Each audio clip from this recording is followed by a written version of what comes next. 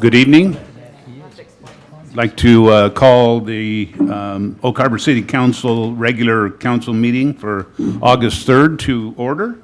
And I'd like to invite you to join us in first an invocation led by John Ney, pastor of Christ the King Community Church. And I'll follow that with a pledge of allegiance.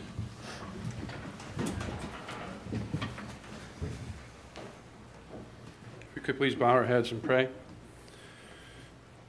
Dear Heavenly Father, we just thank you for this day, and we thank you for the blessings that you bestowed upon us. And God, most importantly, we thank you for this beautiful place that you've created and we have the privilege to call home. God, we thank you for our city leadership, and we ask for your blessing upon our mayor and our city council members.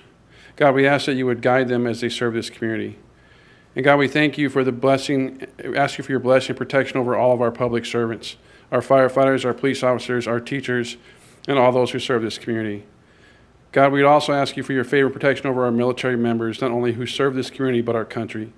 We count our freedom as a precious gift that comes from the sacrifices that are made by our Navy men and women and their families. God, I pray for all the people of Oak Harbor, and I'd ask that you would protect and bless this community. God, help us care for and love one another as friends and neighbors. God, we seek your guidance and your directions, and we ask your wisdom and strength for our mayor and our city council members as they lead and guide this community. God, we thank you, and we ask for your blessing over this time. Amen. Thank you, Pastor Ney. Please join me in the pledge. I pledge allegiance to the flag of the United States of America and to the republic for which it stands, one nation, under God, indivisible, with liberty and justice for all.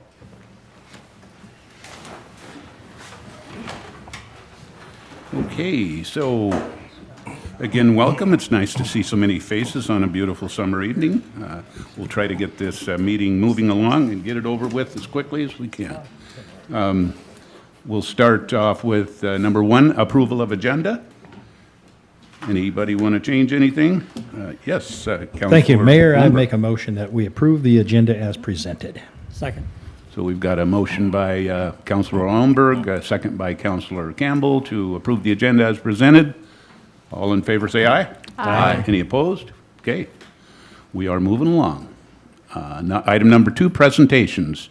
We have no proclamations tonight, but we do have a presentation by our police administrator to hand out a couple of awards, I believe. Thank you, Terry? Mr. Mayor. Thank you, Council. One of the real pleasures for me as police chief is to be able to recognize good work on the part of city staff, the police officers that protect your community. I think that is perhaps particularly important given the times that we live in right now. I think it's a good reminder to the community that there's probably 650,000 police officers that work in this country every day protecting our citizens, and most of them you never hear about. But tonight, you're going to hear about a couple of them. So, Officer Padrta, if you could come up here. And if you want to bring your wife, that's okay too, because you probably want to take a picture. No? Okay.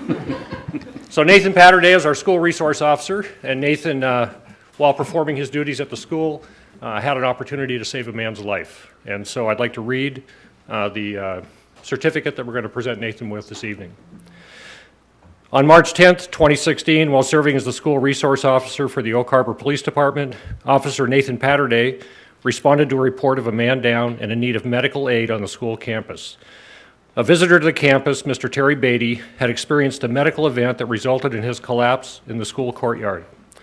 Upon locating Mr. Beatty, Officer Padrta utilized his training to quickly determine that an automatic external defibrillator, commonly known as an AED, was necessary to effectively render aid to the patient. Officer Padrta secured an AED and, with assistance from other school district staff, initiated first aid consistent with established protocol. They maintained these life-saving efforts until medical personnel arrived on scene. In properly applying his training and experience during a very stressful event, Officer Padrta saved the life of Mr. Terry Beatty, and he is therefore awarded the Law Enforcement Life-Saving Medal. Oh, thank you so much.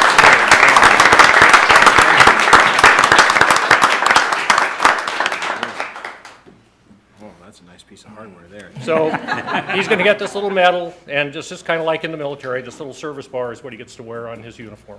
Oh boy, thank you. So That's all like in handsy here. thank you so much. That was great work. Yes, thank you. So secondly, Officer Jennifer Gravel, where did you go? Oh, there you are. Jen Gravel. So rather than try to tell you, I'm just going to read you this story because it really is remarkable. And it's particularly remarkable if you understand the dynamics of a domestic violence call. This is Officer Jen Gravel, Oak Harbor Police Department. She's been a police officer for a little over 8 years. On July 12, 2016, Officer Jen Gravel investigated a reported domestic violence incident that had occurred the previous evening. Officer Gravel initiated an investigation and quickly determined that the victim was trapped in a classic cycle of abuse and terrified of the possible consequences of cooperating with police investigators. Officer Gravel's calm, professional approach allowed her to gain the victim's trust, no small feat, and in so doing empowered the victim so that she could participate in finding a solution to her very dangerous situation. Additionally, Officer Gravel determined that the victim had been strangled by the suspect, a form of violence often missed by even the most experienced investigators. Strangulation is an indicator of the escalation of violence in a domestic violence situation and is associated with increased risk of serious injury and/or death in cases of intimate partner violence. Further, strangulation has been identified as one of the most lethal forms of domestic violence. It is used to exert power over a victim by taking from them control of their own body. In recognizing that strangulation was involved in this case, Officer Gravel moved this from a misdemeanor assault to a far more serious felony and thus ensured that the offender will be held accountable with a penalty that is commensurate with the cruel nature of the crime. The victim's mother later contacted the police department. She expressed profound gratitude for Officer Gravel's work with her daughter. She was impressed by Officer Gravel's patience, her determination, and her compassion.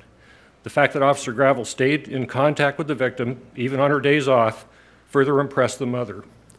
In her view, the diligence of Officer Gravel interrupted a cycle of violence that presented a grave threat to her daughter.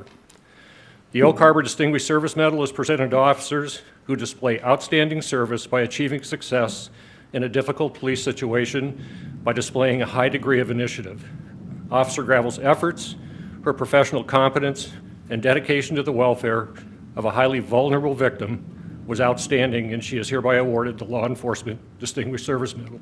Distinguished Service Medal. Thank you.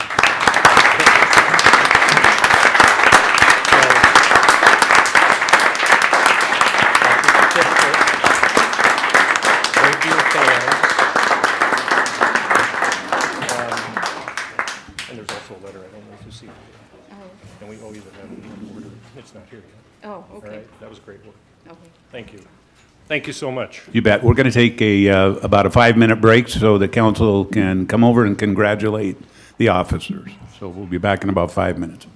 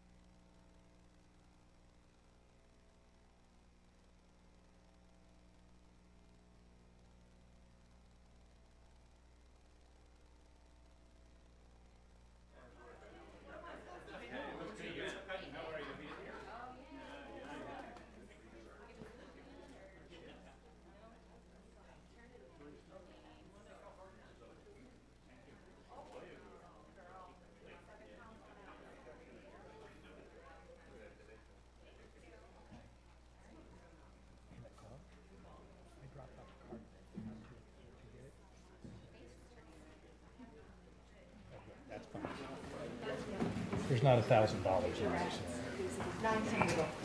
Okay.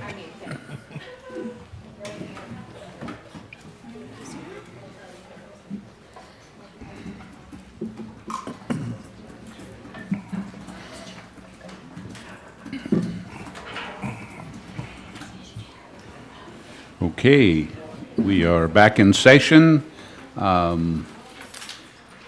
A life-saving award and recognition for outstanding service to 2 fine officers, and we sure appreciate the entire police department and their efforts, and thank them every day.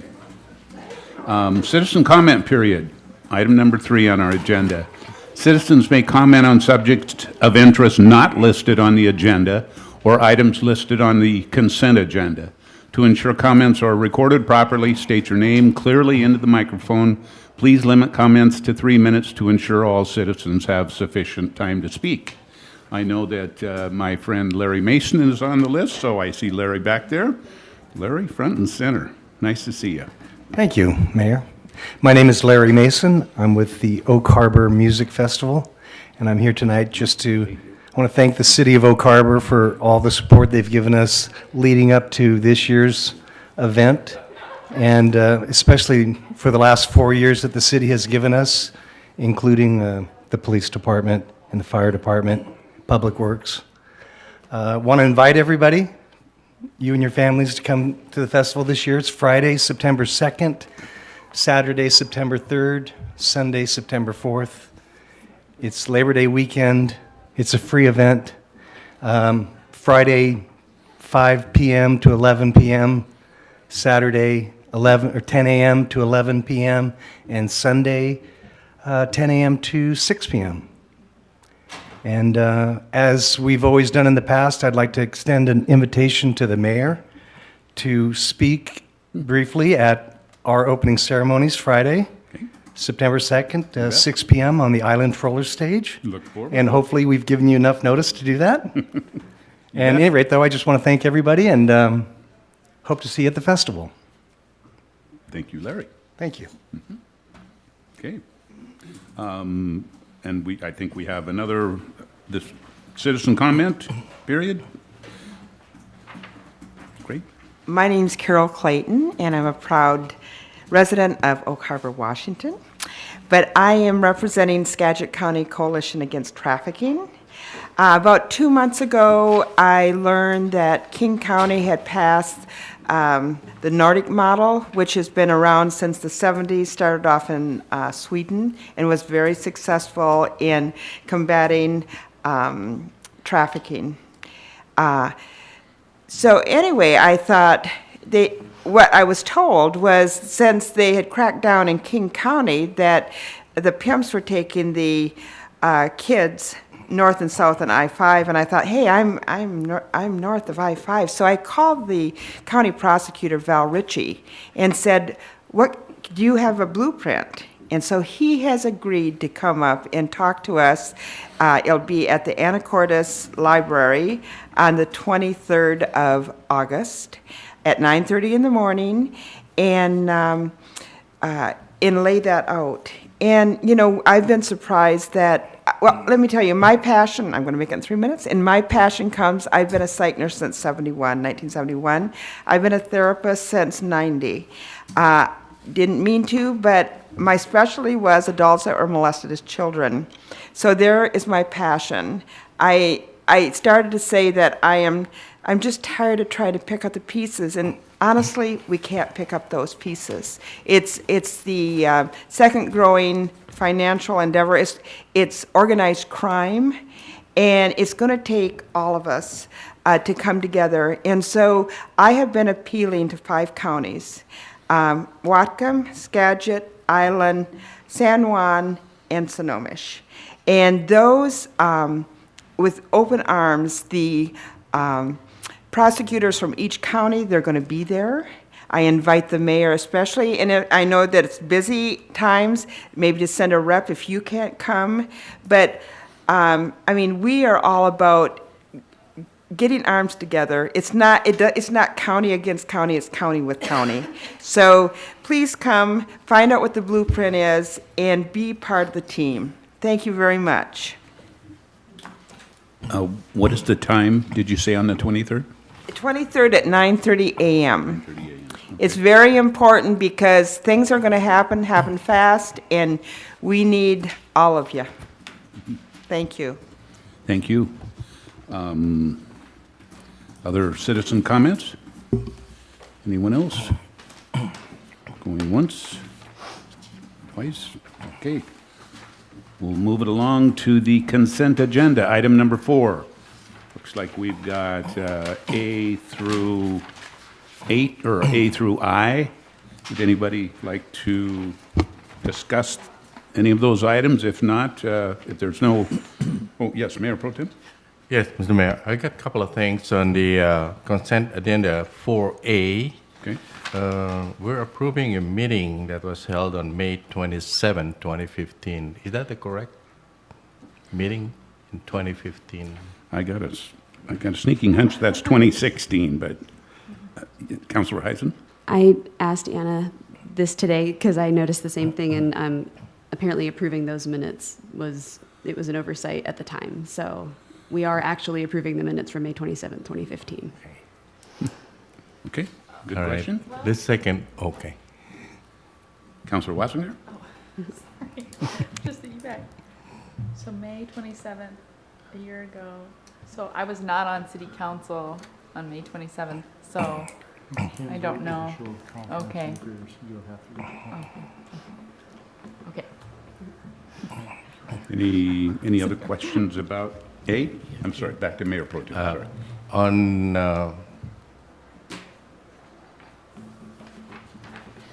I'd like to remove from the consent agenda item 4D and 4E. Okay. Okay. So D, 4D and 4E have been removed. And so if we don't have any other questions, then A, B, C, F, G, H, and I will be adopted. Okay? Mayor Pro Tem? Under 4D and 4E, I think we have in the audience high school volunteer to the Community Police Advisory Board. Is there Austin McBride? You are. Welcome. Great. And Jackson Wiseman. Jackson is not here, so I would like to thank you for volunteering for the Community Police Advisory Board. The goal of the Police Community Advisory Board is to establish a closer relationship between the police department and the community. So I would like to welcome you and thank you for your volunteer work. That's all I have. Okay. Councilor Allenberg? Do we have Sarah Hackley here too, who is also on the advisory board? I don't believe Sarah's She's here. for recognition. I don't believe Sarah's here. Okay. Then, Austin, nice to see you here, and thank you for volunteering. And those items D and E will be approved. Then we'll just move on, they will be adopted. Thank you again. Okay. Staff, mayor, and council comments. We have the city administrator coming to the podium, Dr. Merriman. Thank you, Mayor and City Council. First on deck tonight in my comments is an introduction to you of Emma, our new HR director. And you've probably seen her name on some of the materials coming out already, but this is the first opportunity we've had to actually bring her forward and introduce you to council formally. So Emma, just like the rest of us, probably wishes we could just end this quickly and go sit down, but I am going to give a little bit of information so you know a little bit of her background and kind of introduce you to the community as well. Emma has 12 years of HR experience, and she's done extensive work with HRIS systems. Those are types of systems that track our employees, evaluations, applications. There's a lot of different information that we do that on the computer rather than manual processes like that. Prior to joining the city of Oak Harbor, Emma worked for the city and borough of Juneau, Alaska with the Bartlett Regional Hospital. She earned her Bachelor of Arts degree in dance from the University of Hawaii at Manoa.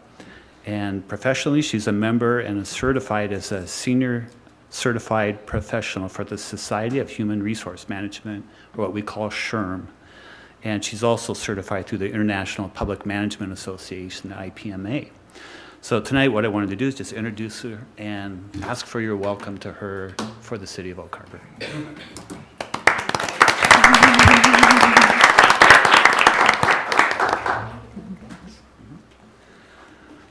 And so while I'm here, I'll just go ahead and cover the rest of the items I have.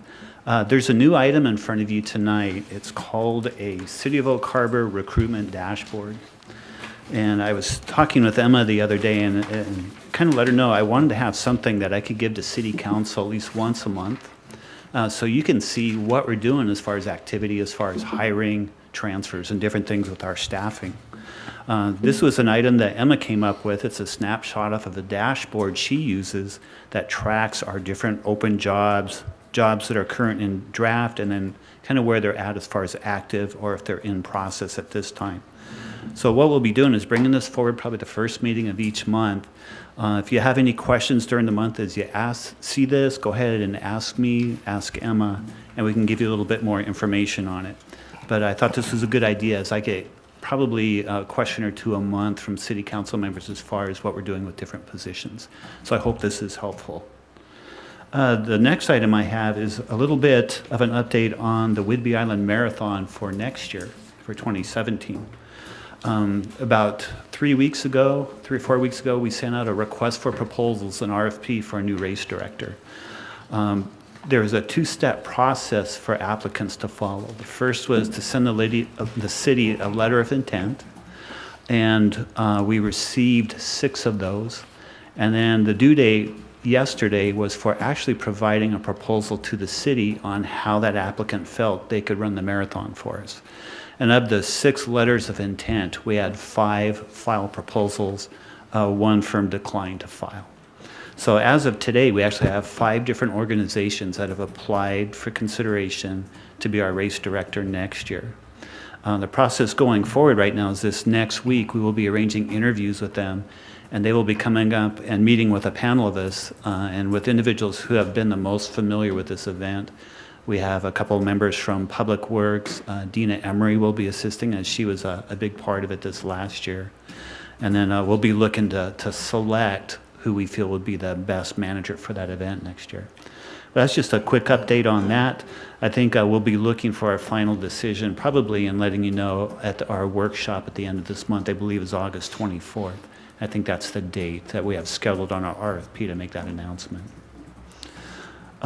Next item I have is just our next meetings. We do have our workshop on August 24th at 3 o'clock. And then we'll get into the month of September and we'll go back to our 2 meetings, our 2 regular council meetings, which will be on the 6th and the 20th.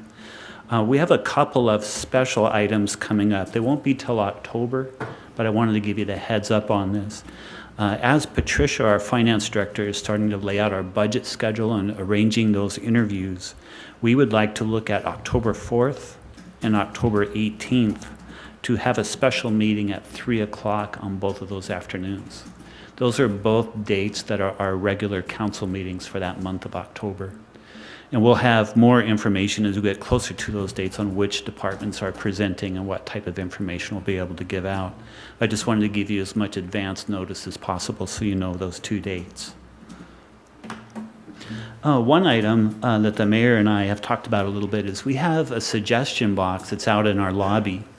And that was built for us by Mike Bacone, Sarah Bacone's husband. He used to be our HR director.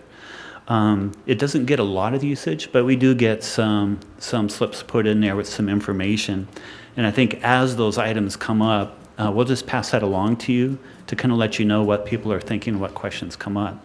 We had just one come up this last month, and it just said, no fireworks. So it's, we hear that from different community members and stuff. There's concern about fireworks and that, and this is reiterated through that public comment message. So just thought I would pass that along to you. So those are the items that I have to share with you tonight. And of course, we have on deck Joe Stoll to give us an update on the wastewater treatment plant.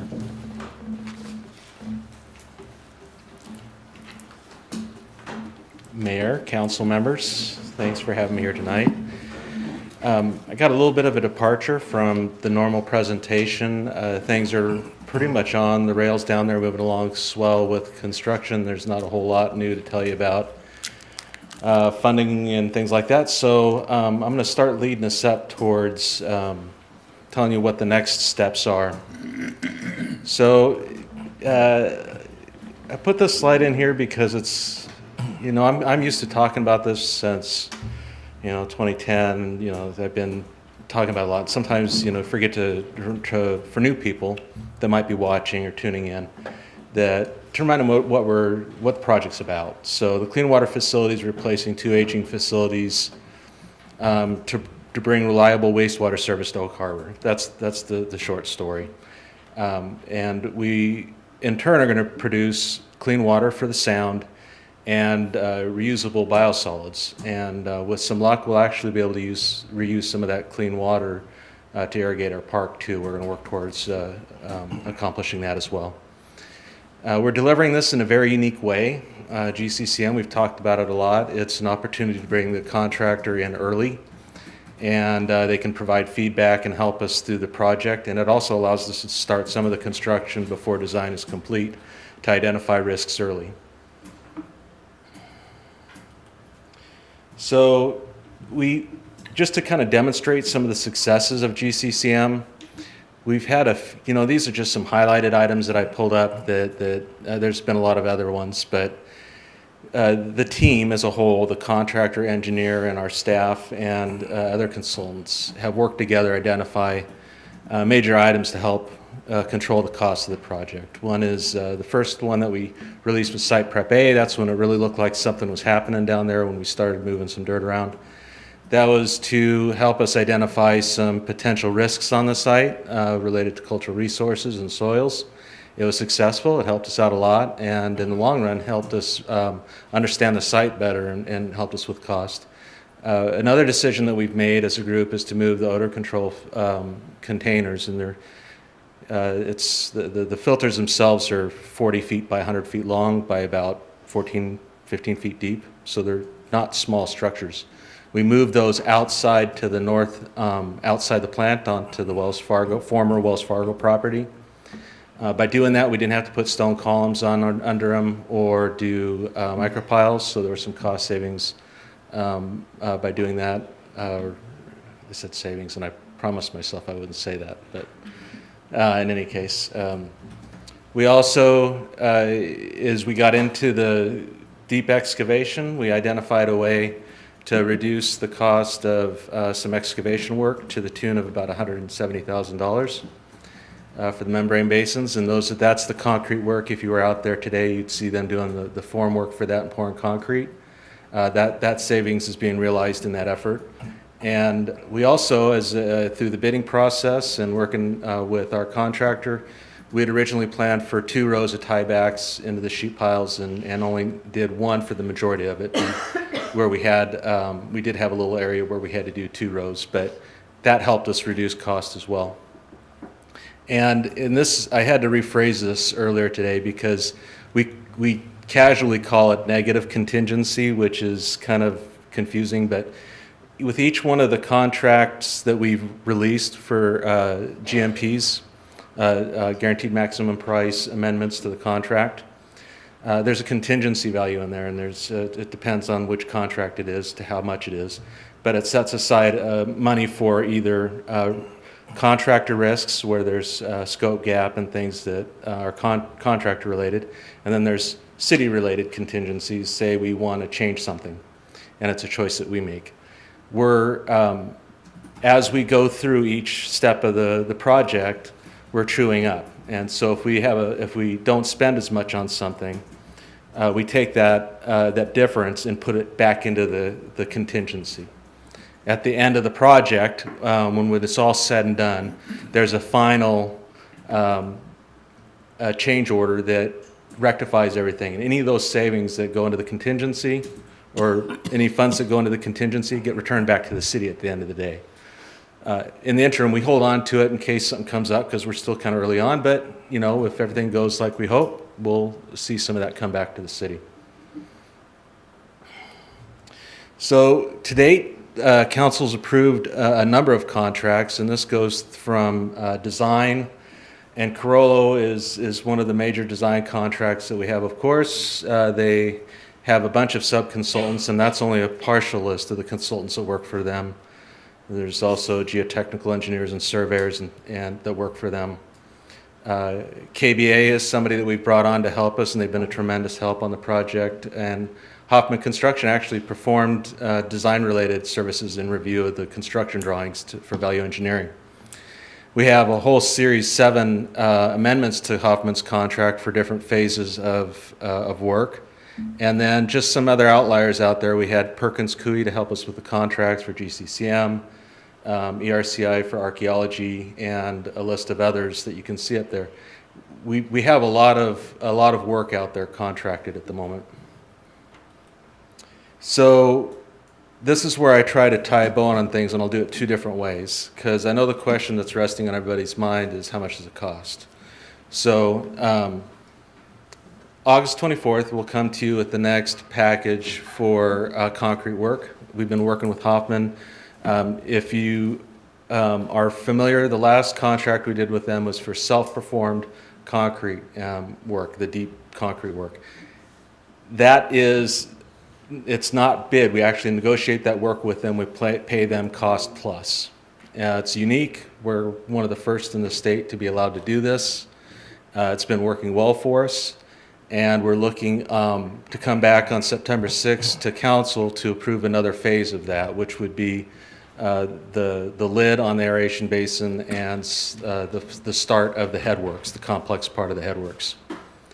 And on September 28th, we'll be coming back to council, and this is going to be a pretty big meeting for me and for us. At that point, we'll have roughly 80% of the project bid. That means we'll know with some certainty what 80% of the cost of the construction is. And so my hope is to come to you on that day with not only the next GMP, because that's for the process structures, but also with a snapshot of where everything's at. So to put everybody's mind at ease. And then come forward on October 4th to actually consider award of that GMP. And I'm understating this a bit. This particular guaranteed maximum price 9 for the process structures comprises roughly 30% of the project cost. It's going to probably be one of the single largest contracts we've awarded. So I want to make sure that when we get to the meeting on the 28th, we have a nice conversation about what that means. And then we are still working on design. As I said, this is a staged parallel process. We're working on design of the admin building and completing the odor control. And that's what that GMP 10 is. It's for the non-process buildings and the odor control. And it actually includes some of the architectural skin that goes on the outside of the building, because it's appropriate to do it then instead of splitting it up. And so by December 20th, we'll have what I hope to be roughly 90% of the cost bid for the project. Actual, as real numbers as we can get until we actually finish it. The only outstanding beyond that will be mitigation, which means things that we have disturbed in the park, like restrooms and things like that we have to replace, and site restoration, where we've had to lay down yard. How do we replace that so that it looks nice? So that'll be out a little bit further because we're still working on that. So kind of a different snapshot of the same thing. This is you'll see this in the next packet that you get. This is an updated version of the schedule. But all the stuff on the top has all been contracted. That's GM for construction. That's GMP 1 through 7. This is the GMP number 8 for the second self-performed concrete on September 6th. October 4th for the process buildings. The end of 2016 right there for the non-process buildings. And all that is leading towards a startup date, getting things started and tested at the end of 2017. And it's going to take several months to get things going.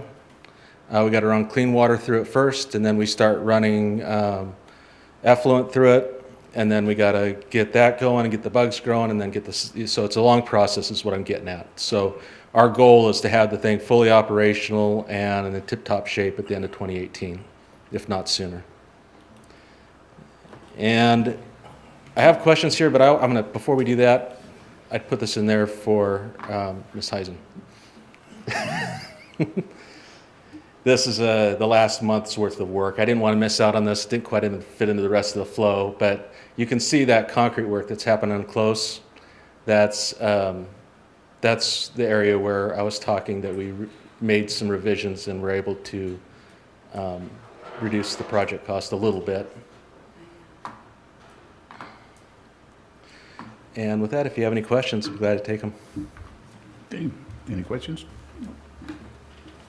Oh, Councilor Now, Olmberg. this would be a question, I think, for Mr. Merriman, Dr. Merriman. In our council packet, I've added up about close to $35 million in SRF funds and other state funds that have been secured at fairly low interest rates, between 1.6 and 2.7%. And would you verify what our bond rate, the sale was? Was that 50 million? We actually did $25 million on the bond Oh, issue. because you're going to step that. and allow Correct. that in- Okay. We have a capacity of 50 million to issue, but we'll only do that if we need that towards the end of the project. Okay, and that one then is at 3.43% Correct. for 30 years? That's a 30-year 30 issue. year, okay. Thank you. Okay, anyone else?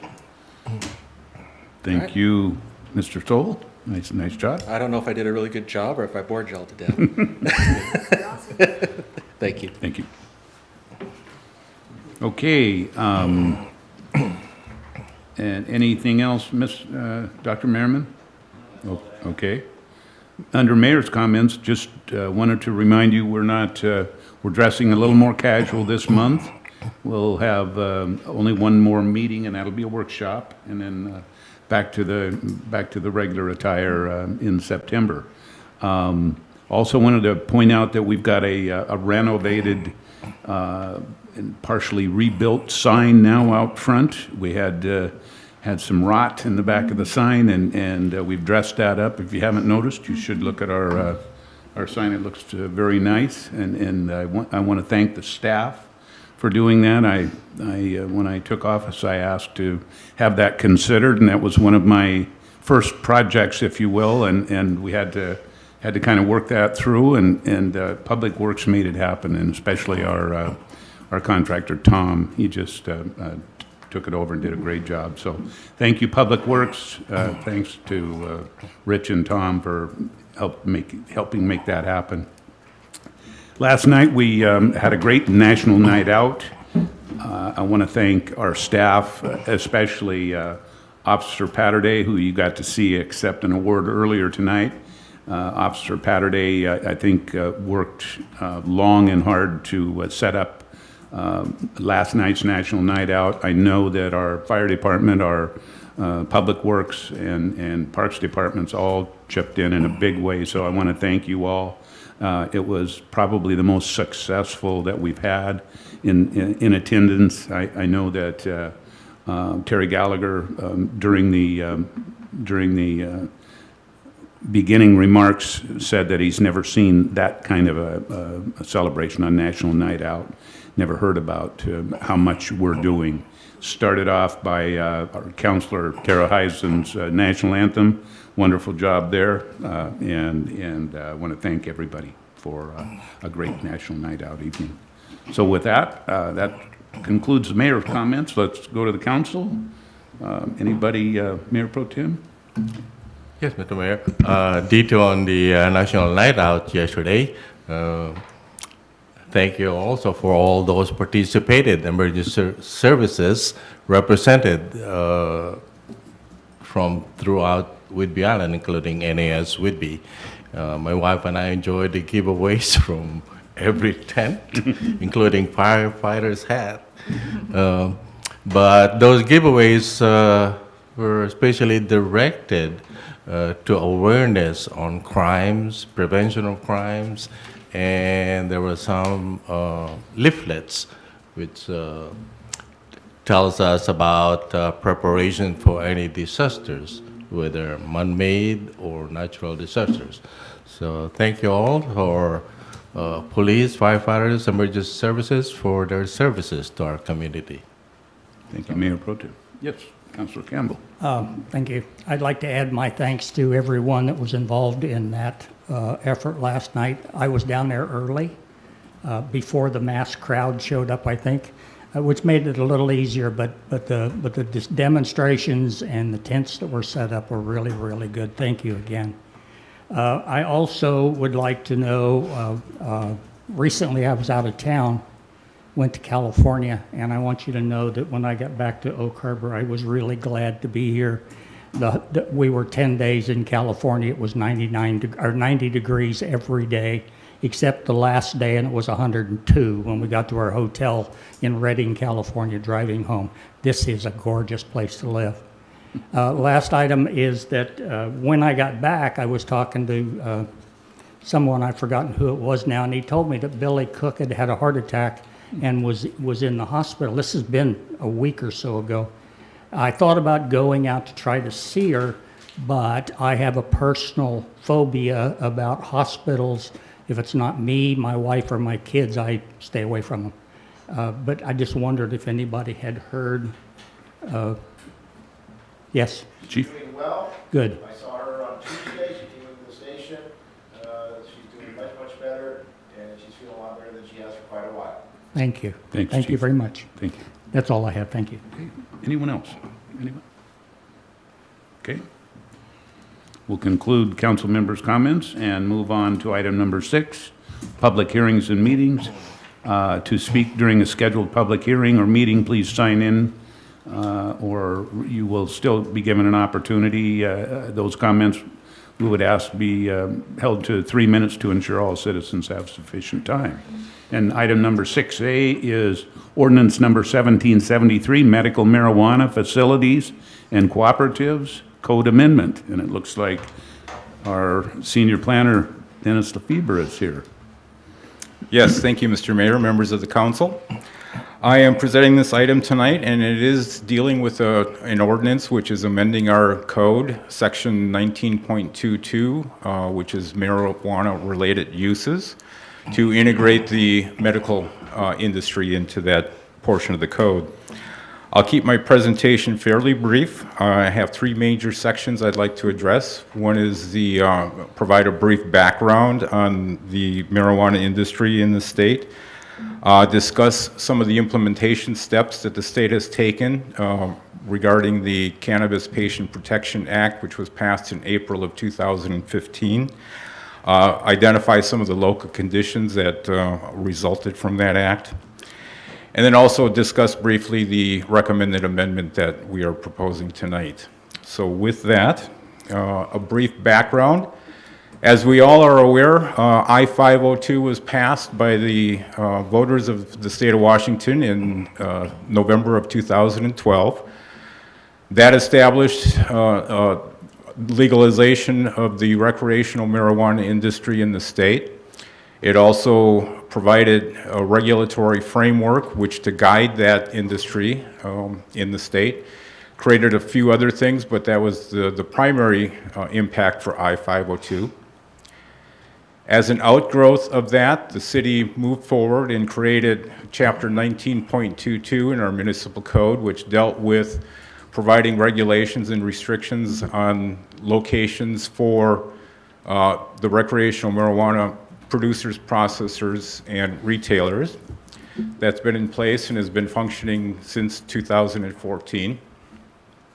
Knowing the state was going to move forward and create some type of regulatory framework for the medical marijuana industry, the city moved forward and actually adopted a series of ordinances. It's a little washed out on the screen, but there were 4 total ordinances that created a moratorium, which restricted basically the provision of collective gardens and medical marijuana dispensaries in the city.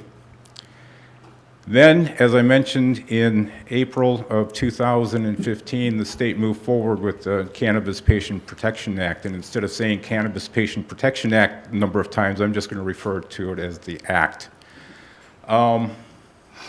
Knowing that with any piece of legislation that the state comes down with, there's going to be a lot of refinements and a lot of opportunities for changing at the state level, the city council in their wisdom adopted Ordinance 1740, which extended the moratorium to September 1st of this year. So that gave us a year to kind of monitor what the state was going to do with refinement of this act. So with that, the next phase is basically how did the state implement the act? Well, first and foremost, I guess the LCB, which was the Liquor Control Board, the name was changed as part of this act to the Liquor Cannabis Board. It also authorized the LCB to do an analysis on whether the number of recreational marijuana licenses were sufficient enough to meet the anticipated medical marijuana needs. They determined that it really wasn't, so they increased the number of licenses from 334 to 556. The act also required that the Department of Health establish an authorization database so that qualifying patients who met the guidelines for use of medical marijuana could be registered, receive a card at the state level. The Department of Health also issued a recommendation on specialty clinics. And what specialty clinics were defined as is essentially a one-stop shop where somebody could walk in, be established as a qualified patient at the state level, become registered at this database, be seen by a physician, first of all, that was on site at the specialty clinic, and then actually walk out of the specialty clinic with medical marijuana. The Department of Health recommendation was to deny, at this point in time, the development of specialty clinics for a number of reasons. One dealing with the federal viewpoint on marijuana was still as a controlled substance number one, I believe it is, that a practitioner couldn't issue a prescription for that type of substance. Medical malpractice may be difficult for a patient who experienced some problems with the physician. They couldn't come back and basically issue a suit against them because the insurance is based on federal backing. So the Department of Health denied or recommended against the creation of specialty clinics, which is rather important as we kind of move along here. The Department of Health was also directed to establish an endorsement process for existing recreational marijuana facilities to become endorsed to also retail or produce or process medical marijuana. And collective gardens, which essentially was a 10-member group of folks that could produce, process, or grow their own marijuana, has been outlawed as of July 1st, and the new item of cooperatives came into being. And essentially, cooperatives are a group of no more than 4 people that are qualified patients, can form a cooperative and produce, process, and grow their own marijuana in one of the participants' domiciles. So with that kind of in place from the Act, some of the local conditions that we have been dealing with is that reallocation or additional license that were allocated. The City of Oak Harbor received 1 additional license. That gave us a total of 2 for the city. We have had 1 established retailer in the city, and another one is been through the process or in process near the end. We did actually a walk through the facility with a representative from the LCB, and it was very interesting, some of the protocol that the LCB representative was requiring of this facility, but it looks like they will be moving forward with opening up fairly soon. I don't have a date.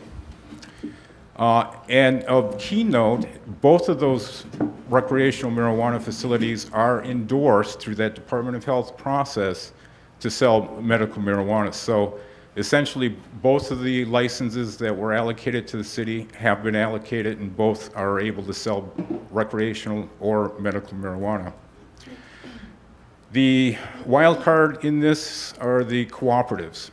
And as I mentioned, cooperatives can be formed by no more than 4 qualifying patients. They must be within the domicile of one of the patients. It must be registered through the state, and all 4 members, or however many, must be registered as well in that database that I mentioned earlier. Requirements for the cooperatives, according to the Act, must be 1,000 feet from sensitive areas, and sensitive areas have been defined in your packet. I won't go into a lot of, but it's public parks, transit center, the library, of course, schools, things of that nature where you don't really want a retailer or a cooperative located. The other restriction for a cooperative that evolved out of the Act was that it must be 1 mile away from an existing retailer. And as I mentioned, it must be in a domicile or registered with the LCB, which is important for us because once a cooperative goes and registers and asks for an application to set up a cooperative, we get the opportunity then from LCB through that license application process to review the location of that cooperative and make sure that they meet all of the buffer requirements that have been established. And as I mentioned, there's a maximum of 4 qualified patients involved in that. So pulling this all together, we kind of followed the act that the state did in patterning their medical marijuana framework after the recreational marijuana framework, and essentially integrated into the existing code 19.22 references to medical marijuana producers, processors, retailers, and cooperatives. And what we did was maintain the same regulations that were existing in 1922 for recreational marijuana facilities, in that the producers and processors are limited to the planned industrial park zones and industrial zones. Medical retailers are limited to the industrial zones in the C4, which is a highway service commercial zone. The same 1,000-foot sensitive area restrictions, as I mentioned, for the public facilities are still intact for the medical aspect. And we also added a section for cooperatives. And cooperatives, according to the Act, must also be buffered 1,000 feet, have that 1 mile restriction, and also the registration must be through a local review. So I think what we're proposing is essentially where are the cooperatives going to be located, and a little graphic representation of that shows our basic map. This is our zoning map that we use, and we started identifying some of the layers here. We've got schools and libraries, or the library, identified in red. We identified the 1,000-foot buffer area around each one of those facilities, and point in fact, the 1,000 feet is measured from the outside the perimeter of the property itself. That'll come a little bit clearer as we look at child care centers, and the arcade, identified in red, starts removing that 1,000-foot buffer. Of course, city parks. And then we get down to the 1 mile radius around the existing marijuana retailers. There's 2 of them that are located to the north of the city. And that takes out that portion available for cooperatives.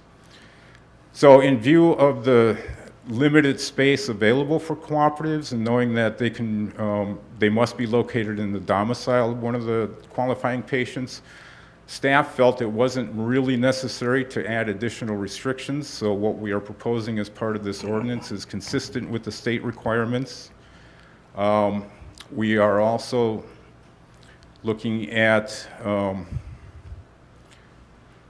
additional requirements in the code that I won't get into any detail with, but it's basically consistent with what was in there before for recreational facilities. So with that, we presented that to the Planning Commission on June 28th as part of their public hearing. They approved of our philosophy and recommended approval to you of this ordinance. We discussed this before a workshop last week, and tonight we are looking for adoption of this ordinance to move this forward and place this in our code. So with that, it's a public hearing. I don't know if I should take questions now or wait. let's open it up to the public, see if we've got anyone from the public who would like to speak to this issue or have a question. Okay, seeing none, we will bring that back to the council. Anyone have any questions? Councilor Servadius. Thank you. Dennis, could you back up? I think it's probably 2 clicks. There you go. The 2 facilities that exist. I'm familiar with the one to the west. Where is that exactly? That's on Goldie Road, just north of 16th, next to the All Sports Bar. It's There's that a complex facility. there. For some reason, I thought that was county. Yeah, there's I a didn't realize that was structure us. that's Okay. sitting closer to Goldie Road than the sports club itself that the facility is looking at utilizing. Okay. All right. Thank you. Councilor Campbell. Yes, sir. I thought, carrying on that one, I thought that place, that particular side of Goldie Road was county. That's in the city at this point, yes. Okay, thank you. Mm-hmm. Anyone else? Councilor Umberg. Thank you, Mayor. What would be the decision or the recommendation by staff if you have an existing marijuana facility in an approved area and somebody makes application for a child care facility which would be approved in that same zone? How do you handle that conflict? Well, I think it would be just pure disclosure to the facility that would be moving in there. I don't think we could do anything about the existing marijuana facility at that time. It's kind of the first come, first served type thing, but we certainly would let the child care facility know that there's a medical marijuana facility nearby. Would you then prohibit, because they would not be in compliance with our ordinance, would you prohibit the child care facility going into that facility? I think that would be a grandfather situation where we could not create a non-conforming situation for that medical use. Okay. Thank you. Anyone else? Yes, sir. Councilor Campbell. I just saw a picture of where that other one was that I thought was in the county. But farther out on Goldie Road, almost to Alt Field on the left-hand side, if you're going out towards the base, is a marijuana complex. Oh, okay, there is one located Yeah. in the county. Yeah, now, Okay. because that's so close, is there anything that we have to do to make sure we don't, I don't know, overload the area with too many of them? Or is there any consideration that they're there and... I don't think that's in our hands, actually, Mr. Campbell. I think that's an LCB issue. They've, as far as the license allocation is concerned, I don't recall seeing in the act any restriction from one facility being prevented from being within the vicinity of another facility. Okay, thank you. Yeah, I don't see any way that we could have prevented that. Councilor Umber. Thank you again, Mayor. Before the city actually sees an application or an action coming to you or to the city, the authorizing board, the LCB?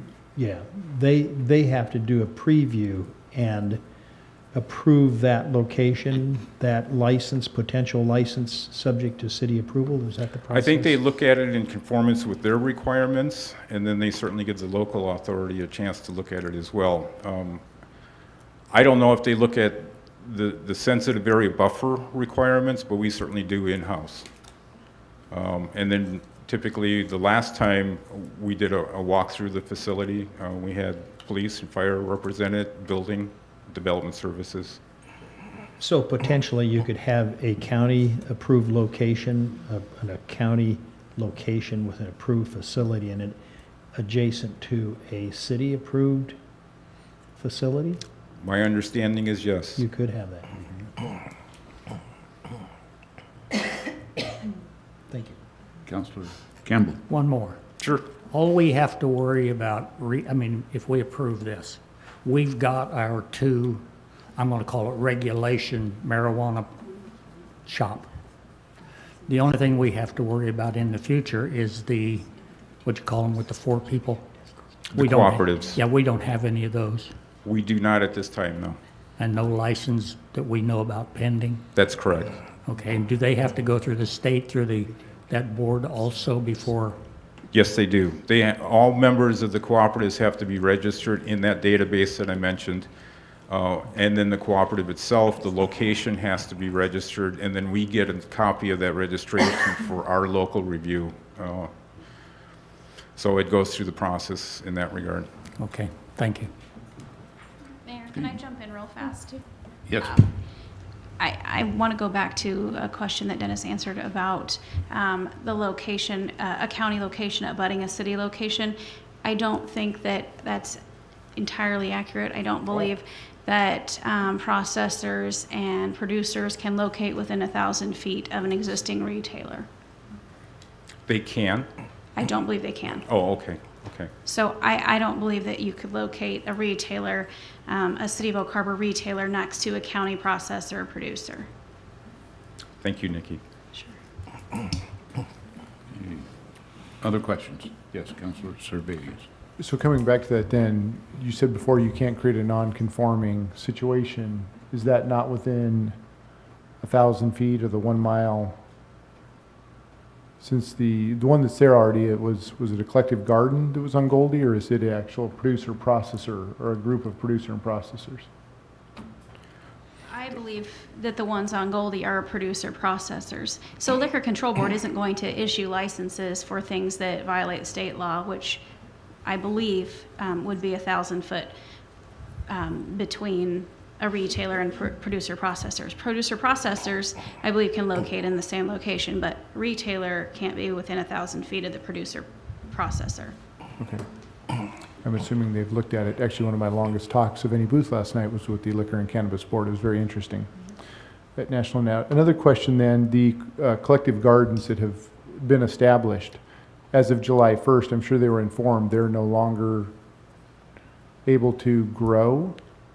And they had to I'm cease sure and the desist? LCB has given them notice that they were going to be dissolved as of July 1st. Huh. Yes. Okay. That's all. Thank you. Mayor Pro Tem? Thank you, Mr. Mayor. Excuse me. The city of Oak Harbor is authorized to issue 2 licenses for retailers. Now, the only place they can locate will be in those existing marijuana retailers at the industrial park on Goldie Road. Although the city is authorized to issue 2 licenses, there's also restriction about locating 2 retailers. It should be outside of the 1 mile restricted zone. So in that case, only 1 retailer can be located at industrial park. My understanding is the cooperatives are restricted from being within 1 mile of a retailer or a processor or producer.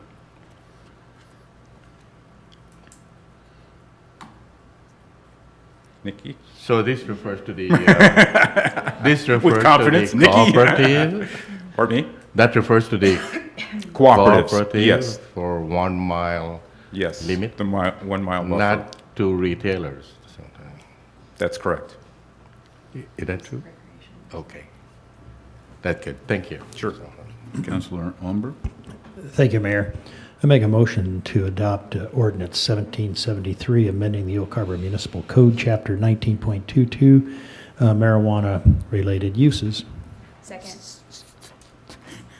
Okay, we've got a motion by Councilor Olmberg and a second by Councilor Heisen to adopt as it reads on our recommended action, to adopt ordinance number 1773. Any other questions? All in favor, say aye. Aye. Any opposed? Okay. Thank you, Mr. Council. Lefevre. You bet. Okay, on to item number 6B, Resolution 1625, 2016 surplus list, Enterprise Fund items number 2. And our Public Works Director, Kathy Rosen.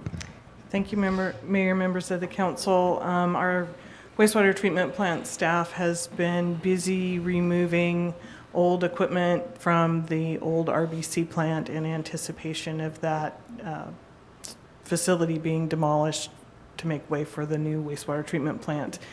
And RCW 3594040 requires that you hold a public hearing before you surplus any equipment that was purchased with utility funds. So what you have before you tonight is resolution number 16-25, which has an attachment which includes all of that equipment that has been removed from the old RBC plant, and we are asking that you hold a public hearing and then consider adopting this resolution, which would surplus that equipment.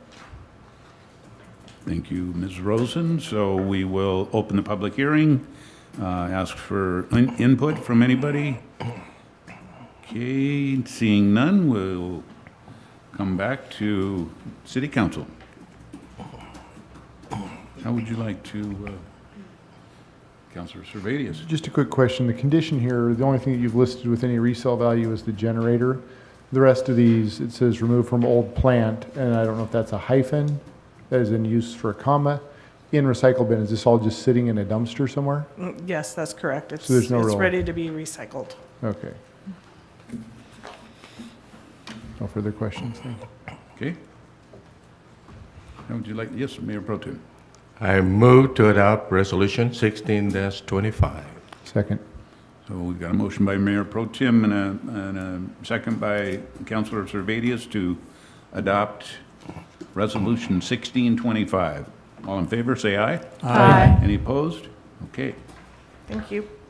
thank you. We're moving on to item number C, revenue projections. For 2017-2018 biennium budget, and we've got our City Finance Director, Patricia Soul. Take it away. Thank you, Mayor. I would like to first point out the spreadsheet that we have. Hopefully everybody has got a copy of that. It's similar to the one that was presented in the previous budget process, but I included the year-to-date versus budget, so you can see a percentage, just to see how close we are to budget. So I just wanted to point that out, and then start with my presentation.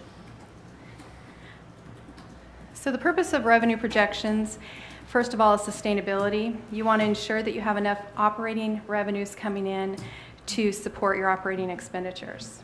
There's also the piece where you compare budget to actual, and make sure that you look historically as what exactly happened in the past. Is it consistent? Was it a strange piece that normally wouldn't happen every year? So those are the two purposes of revenue projections that from my perspective. The steps to the final revenue projections, I'm giving you the initial projections tonight, but they may or may be changed, more than likely will, due to operating transfers, grants, financial requirements, or new information. One of those new information things you'll see as a theme throughout this is the wastewater treatment plant. When we get to the 90% estimate, it's going to impact some revenue streams. So until we receive that or get close to that, we really didn't make a guess, because it's better to use more information when we get to that point. The graphs, I just want to explain. There's going to be actual revenues from 2011 to 2015.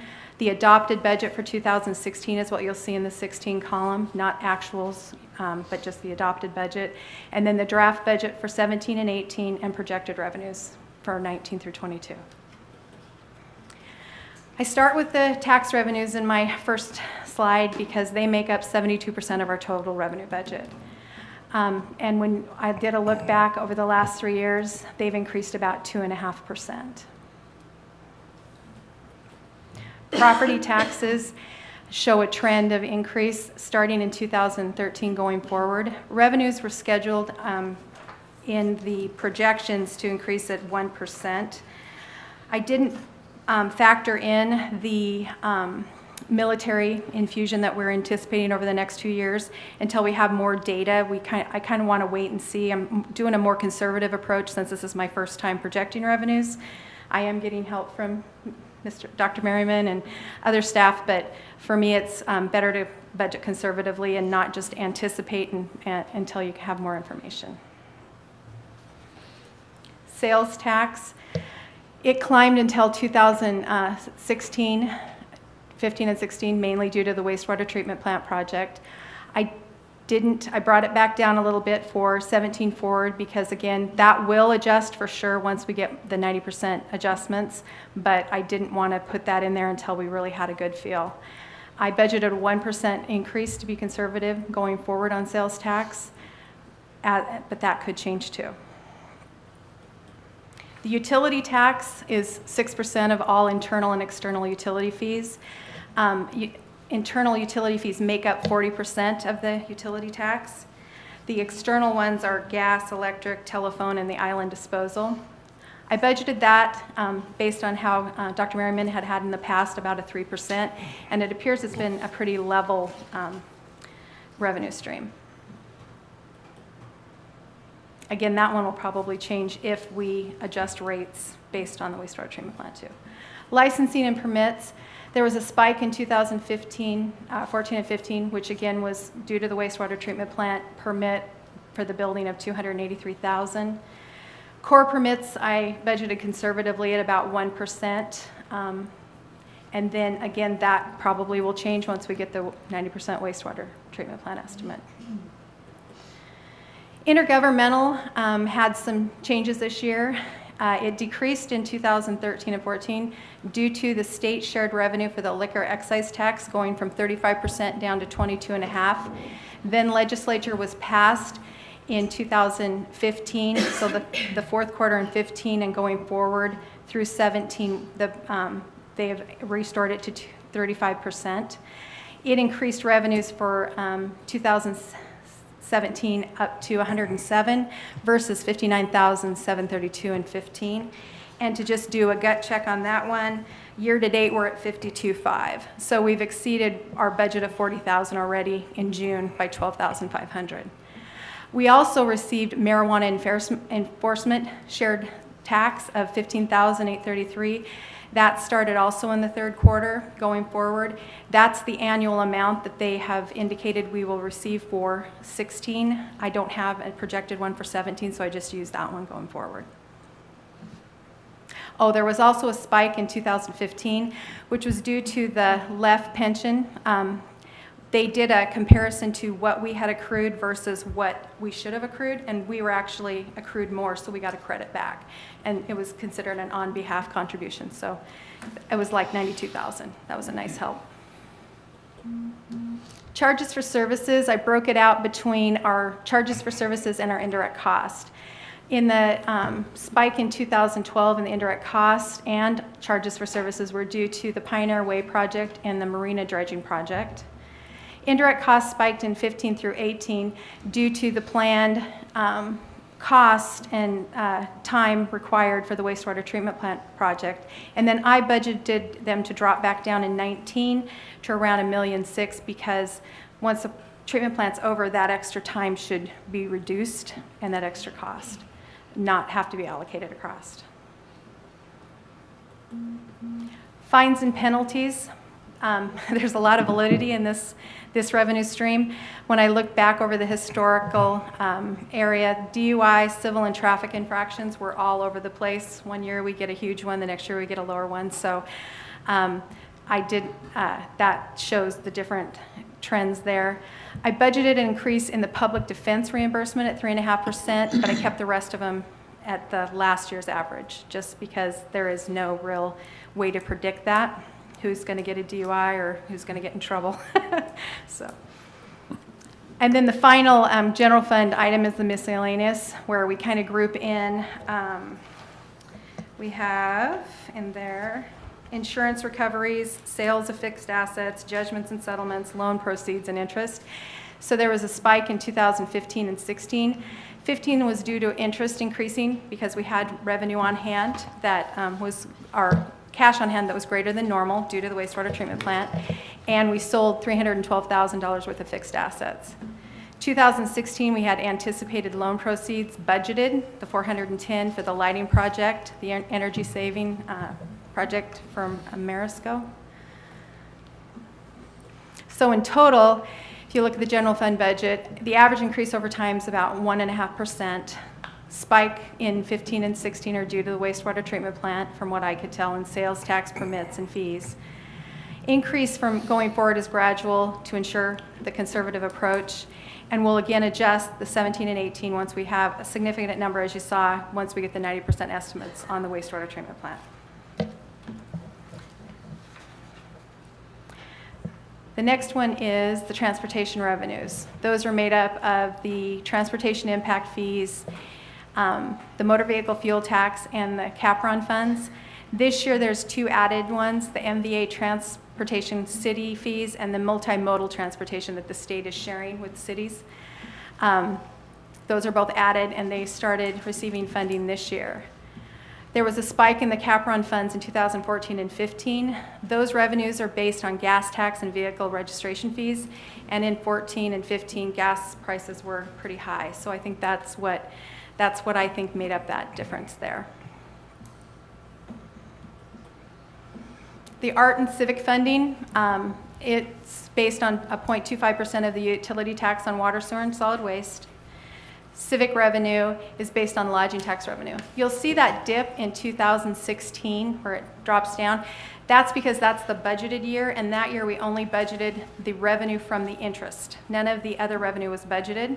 So the rest of the going forward was based off of 2015 with a 2% increase going forward. Real estate taxes are looking, the revenue is really nice right now. We went from 2013 at 319,000 to 2015 at 638,000. So to be conservative, I didn't budget at that 638,000 because this is a real volatile tax from what I understand in my research.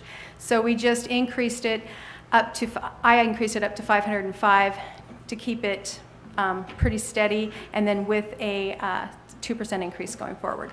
This potentially will come in significantly higher because current year our REIT taxes in 311 and 312 on the spreadsheet collected 154,000 in each fund. So we've already collected 300,000 through June. So the odds of us getting up to 600,000 are pretty high. But how long we maintain that, from the research I did, it doesn't sound like it's real guaranteed. So don't want to really count on it staying that high, but it is a bonus when it comes in that high because we can use that funding for some of our projects. So now the enterprise funds. I have water, sewer, solid waste, storm drain, and marina. The rate study for the utilities is projected to be done by the end of fiscal year 2016. The sewer fund is scheduled increases through 2018 for the wastewater treatment plant project. And then the third piece that will affect the enterprise funds is we have 5 annexation franchise agreements that are expiring on 5/31 of 2017. That'll impact our solid waste because they'll be starting to collect garbage, which they can't until after the franchise agreements are over. So that'll increase expenses to get some garbage bins, and it will increase revenues because we'll have a new service delivery from my research. So here's the graph on the utility funds. You can definitely see in there the wastewater treatment plant. So in the little hump between 2014 through 2016. And that's the loan proceeds that were received. So in 2015, we had 23 million received versus 5 million the year before. In 2016, we budgeted to receive another 21 million. And we're currently on sewer. Year to date, we're at 37 million. So we're higher than what we even planned to be on revenues. We did a 3% increase on solid waste, water, and storm drain. Sewer increases for 17 and 18 were 15% to match the rate that was set through 18, and then going forward from there, I did a 3%. Again, we'll be looking at the sewer revenues closer once we get the 90% cost estimate for the wastewater treatment plant. The marina is the last enterprise fund. There was a sharp decline from 2011 to 2012. It was a result of bond proceeds received in 2011. Then we dropped down. From what I understand from history and looking back, The recession hit the marina pretty hard, so recovery's kind of been slow. So what I did was I went forward with 3% on some of the fees that are service fees, and then 1 or 2% on the other ones, based on my conversation with Doug and making sure that we were, I was looking at it the right way. In summary, this is a draft budget. Changes will be made. And the budget is conservative, but the intent was to be inclusive of what I knew at this time. The next step in the budget process, very small, sorry, it's hard to read. September 28th, we have the council workshop where we'll be discussing budget, and public safety and special revenue funds will be presenting. October 4th, if council agrees, the plan is to have the 3 o'clock meeting for public works, or a portion of public works, depending on how much time it takes. October 18th is going to be the general fund budget presentation, as well as proposed preliminary budget. November 15th will be the motion to adopt the preliminary budget, and property tax levies will be being set. And then December 6th council meeting will be the public hearing and the adoption of the final budget as planned, and that can change depending on whatever circumstances may make that. We do have to get the adoption of the budget before the end of December, so that will have to happen at some point. So, any questions? First, let's open it up for a public hearing. Okay. See if anybody from the public wishes to speak. Seeing none, I guess we'll ask you to come back, Patricia, and open it up to council. Any questions, input? Yes, Councilor Servegas. 2 quick things that caught my eye. The permit for the wastewater treatment plant was 280 something thousand. We charged ourselves that. Is that how that works? Yeah. Interesting. We can't waive that? You get it back. Okay. And the other one, the marijuana revenue, the number you showed, that's an annual number, 15 to 16,000. Yes. That's all we're expecting from Yeah, that that's all. tax? They actually gave you a schedule out for 16. That's what they'll be paying, and they paid a quarter of that each quarter so far. But that's not a quarterly payment. That's the annual number. That's the annual. Wow. Yeah. Not much. Thank you. You're welcome. Councilor Eisen. I stepped out for a minute, so I apologize if you already covered this. But the year-to-date on line 115, art acquisition and maintenance, we're at 17,245% of the budget. Can you explain that? That's the one where the budget was set only for the investment interest, not for the whole budget. And I think that was a mistake. Gotcha. But nothing has been spent out of there, so it didn't impact, revenues. But yeah, it didn't cover the actual cost of. Okay, that makes sense. That number kind of jumped out at me, so Yeah. thanks. Me too. Other questions? Councilor Allenberg? Thank you, Mayor. I'm looking at the 2015 actual, 58,500,000 approximately. And then you have the 2017 proposed budget at 41.8. That's 41,897,000, roughly a little over $16 million. That's due to the revenue flow and the construction cost of primarily the wastewater treatment plant.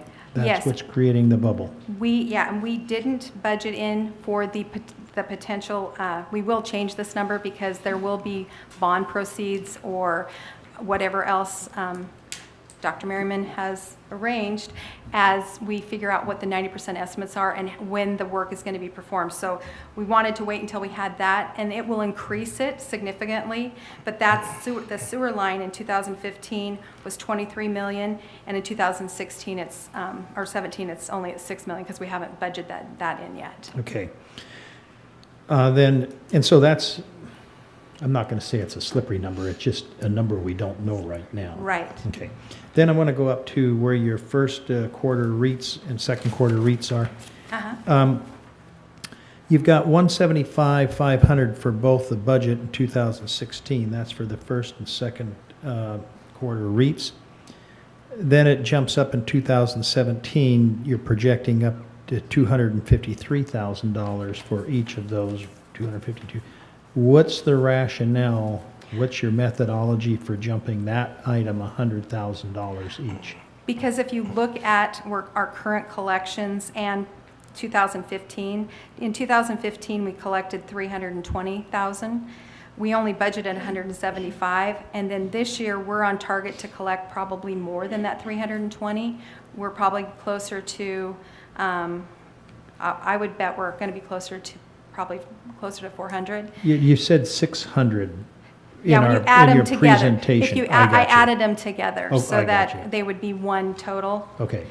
So in 2017, we bumped it up conservatively. We could have budgeted what we received in 2015, but after talking with Dr. Merriman, this is one that's very volatile. You never know. So I didn't want to overestimate that amount, but I wanted to be closer to the actual, if I could. Yeah, okay.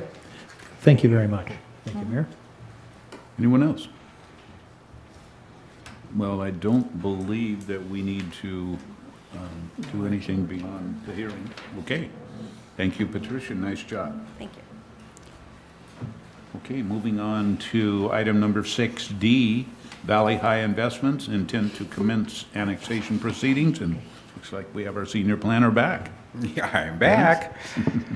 Yes, I'd like to present tonight the first step basically in this proposed annexation. And as soon as we get the PowerPoint up, I'll commence on my discussion. But as most of you may be aware, this is not a new proposal. We've actually entertained the same annexation last year, but the applicant at the phase of getting the signatures on a petition was not able to achieve the necessary 60% assessed value. But the assessed value has shifted in the last year, so he is back and asking us to proceed again with this same annexation. It is on the southwest quadrant of the city, off of Fort Nugent Road. This is Fairpoint subdivision across the street. It's 16.73 acres and encompasses 4 parcels. As I mentioned, he had this to us in 2015. It wasn't successful at that time. We are guided basically by RCW 35A14. We use the direct petition method for annexations. It's the commonly used statute for municipal governments to annex properties. We also adjust and look at the proposed annexation in relation to our comprehensive plan policies. I included that as your attachment 4. The intent to annex letter must be submitted by owners of property of not less than 10% of the assessed value. That was achieved. And then the requirement for us is that we must bring it forth to you within 60 days of receiving that notice of intent letter. And the letter was submitted in June, late June, so we're well within that 60 days. At this point in time, what we are looking for is a decision on 3 primary areas of this annexation. The first is geographical. It's whether to accept the annexation as proposed. You have an opportunity to geographically modify it or totally reject the annexation altogether. This is the one opportunity you have to increase the scope of the annexation if you wish. You can also, well, you can increase it at a later phase when we come back as part of a public hearing. You can decrease the scope at that point in time. The other item that we are looking for action on tonight is whether to require the simultaneous adoption of proposed zoning, and I'll discuss that in just a second. And then also to whether to require the assumption of city indebtedness for these 4 parcels. So geographic modification, as you can see, we've got the 4 parcels identified, which are part of this proposed annexation. This is our urban growth area boundary. There is a parcel, there's actually 4 parcels located to the south of this annexation. 2 of these parcels are extending out past the urban growth area, so that's not really in the scope of an opportunity to expand the proposed annexation. These other 2 parcels could be within your scope of increasing the scope of the annexation. And again, your option is to just totally reject this annexation as it stands. Staff is supporting the the 4 parcels as part of the proposed annexation. We are looking at the proposed zoning of R1. It's a 3 to 6 dwelling units per acre. It's consistent with the, it's consistent with the density that's located across Fort Nugent. I think that's a density of 3.8 dwelling units per acre. So we would be asking for an R1 designation. And of course, I think it's logical for any new land that's incorporated into the city to share the city's indebtedness. So we would ask that you approve that as well. So with that, we have included a recommendation. And this is, like I say, the first step.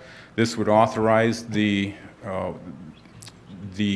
property owner, the applicant of the annexation, to then move forth and talk to other property owners and get their signatures on a petition.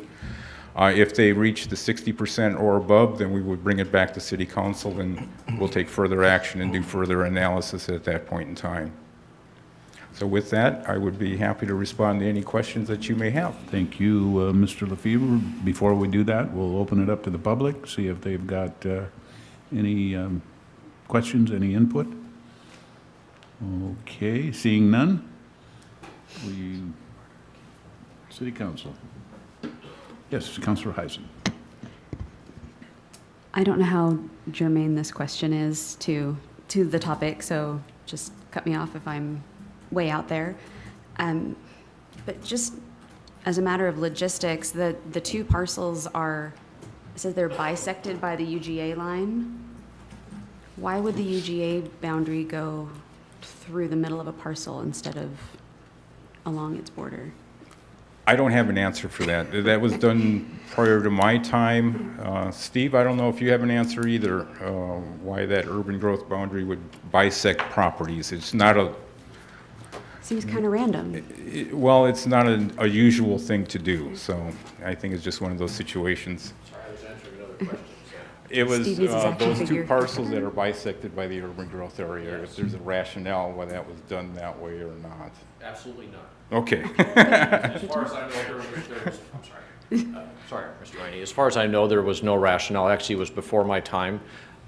So all I can assume is that they were trying to create some sort of a regular boundary, but without paying attention to the actual property lines themselves. Okay. So we couldn't, as I'm sure Dennis has pointed out, we could not annex, you know, without having those parcels being split. Excellent. That answers my question. Thank you. Councilor Almberg. Thank you, Mayor. Now, Mr. Lefebvre, when your presentation, you'd mentioned that the applicant is taking another shot at this for signatures because the valuations have changed and he has to get 50%? 60. I thought it's 60%, yeah. I apparently didn't hear correctly then when I thought you said 50%. So they're going after, if it's approved by the council, they will seek signatures for 60% valuation. That's correct. Thank you. Okay, other questions? What would the council choose to do? Councilor Servadius. If you'll pull that slide up, Dennis, I'm going to just double check that it matches what we're reading here. I think it does. So I move to accept the geographic scope as proposed in attachment 1, requiring the simultaneous zoning. Now, I'll read yours. This varies. Okay. Sorry.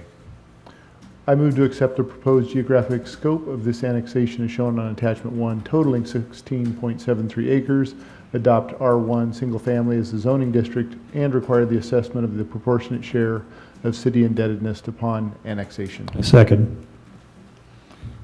So we've got a motion by Councilman Servadius, second by Councilman Almberg.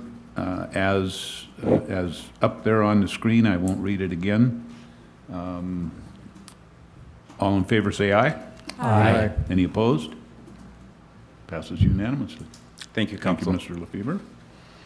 Okay, moving on to our last section for the evening, 7A, ordinances and resolutions. 7A is ordinance number 1772, impact fee deferral, code amendment, and resolution 1620, amending the master fee schedule Schedule A Development Services. And looks like you've got this one too. I Senior do. planner. Thank Yeah, you. Okay. I don't have a PowerPoint associated with this. I think we can walk through this fairly quickly. As part of the Growth Management Act, counties and cities were authorized to collect impact fees. Impact fees are basically assessments on new construction that deal with facilities that are provided on a public basis, such as transportation, schools, parks, emergency services. The City of Oak Harbor moved forward on that authorization and created an impact fee for parks in May of 1996 and a transportation impact fee in 1997, and instituted in that ordinance that the collection of those impact fees must be done at the building permit issuance time. To promote economic recovery, the state legislature last year approved Senate Bill 5923, which requires jurisdictions that are collecting impact fees to also offer an option to a developer of deferring those impact fees to a later point in the process. The act goes on to say that there's three actually time frames that we can look at for options to defer those impact fees to. One is at the collection of at the final inspection. The other is at the issuance of the certificate of occupancy, and the other is at the time of closing of the first sale of the property. Well, with a meeting that we had with our legal staff, building staff, finance staff, Department of Development Services, we thought that the first two would be a little bit cleaner than at the time of final sale. So we are offering in our option at the time of final inspection or at the certificate of occupancy stage. So we are moving forward to create that option as required by the state law. There's a couple of things that are required that we indicate in the ordinance, that no developer may apply for deferment for more than 20 units of single-family construction. I need to mention that this is only applicable to single-family construction, attached and detached single-family. And also that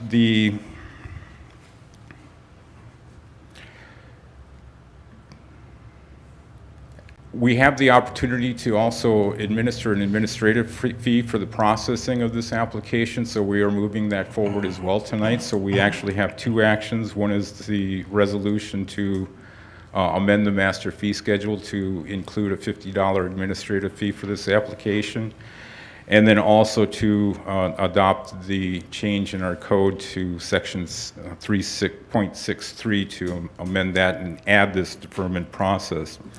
It is also necessary that the applicant for a deferment of impact fees establish a lien in the favor of the City of Oak Harbor, which can then be released upon receiving those impact fees, and creating the lien and also releasing the lien is at the responsibility of the applicant and at the cost that the applicant must incur. So tonight we are asking for approval of Ordinance 1772. In accordance with our requirements, the Planning Commission has reviewed this and recommend that the City Council approve this ordinance. And we also issued this 60-day notice requirement to the Department of Commerce in a timely fashion, and we will also be approving this in a timely fashion as well. So with that, I would be happy to answer any of your questions. Okay, let's see if the public would like to weigh in before we do that. This would be your opportunity. Okay, it's not been very popular tonight, so we'll bring it back to the council. Yes, Councilman Olmberg. Thank you, Mayor. Well, I'm sorry I'm the lead off one on some of these things, and I don't mean to hog the mic. But I do have some questions for legal and for you on this. This is an 18-month deferment on this. 20 units per calendar year is, I've read this bill 5923 per calendar year. So if a developer comes in and let's say they have 100 units on their development and they phased it. So phase one has 20 or less in 2016. 2017, they want to do phase two, and that has 20 or less. are they allowed to do it in phases like that? Or are they going to be restricted to the time that that plat is approved, but not built? And I'm going to throw a couple curveballs at you here. Here comes the So the question was, if in a hypothetical 100-lot subdivision, can they break it into phases?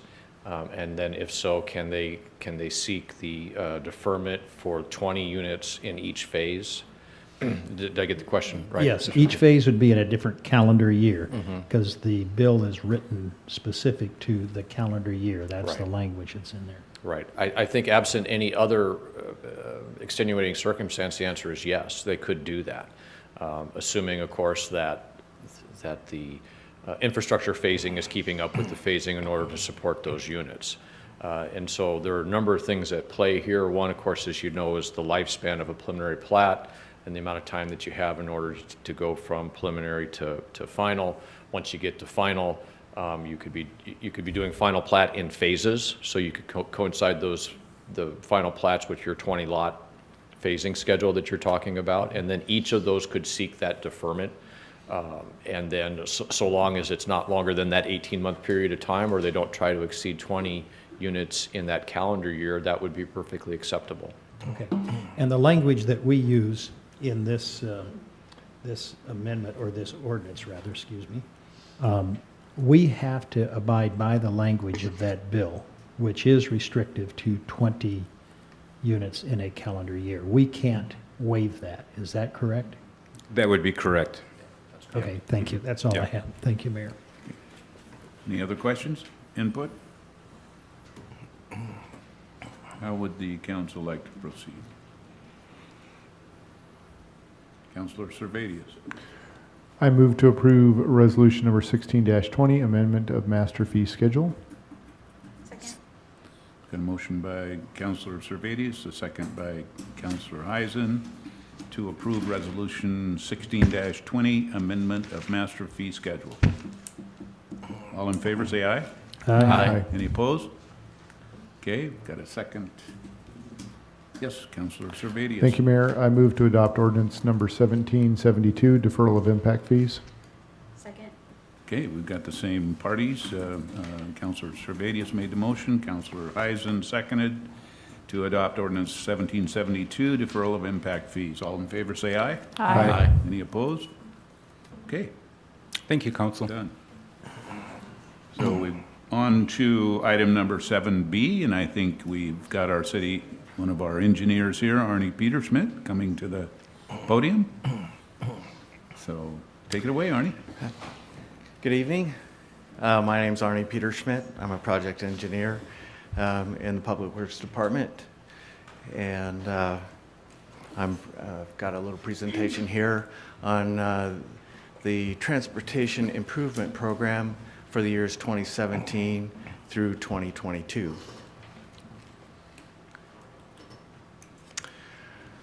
The purpose of this presentation and presenting it here is to meet the public hearing requirement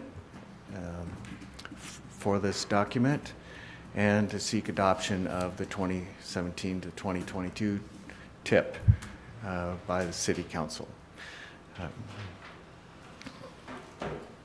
The TIP is... I'm going to jump in real quick. Is this the one for the transportation plan or the TIP? This is the TIP.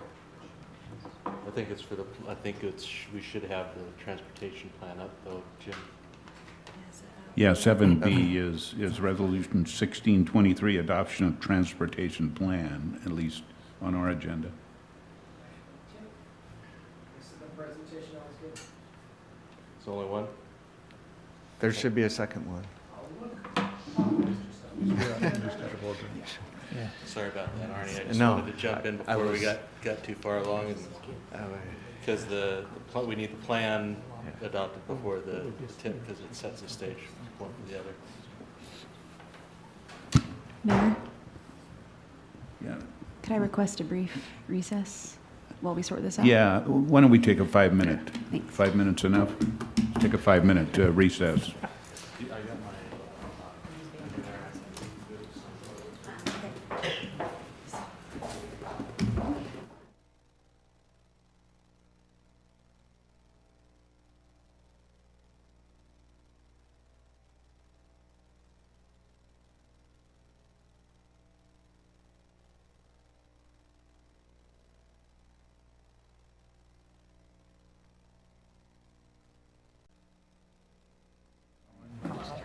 Okay, at this time, we'll reconvene after a short break. And it's my understanding that we are at 7B, which is the adoption, Resolution 1623, adoption of transportation plan. Okay? Thank you, Mayor. So we are wrapping up a year-long effort to update the transportation plan for the city of Oak Harbor.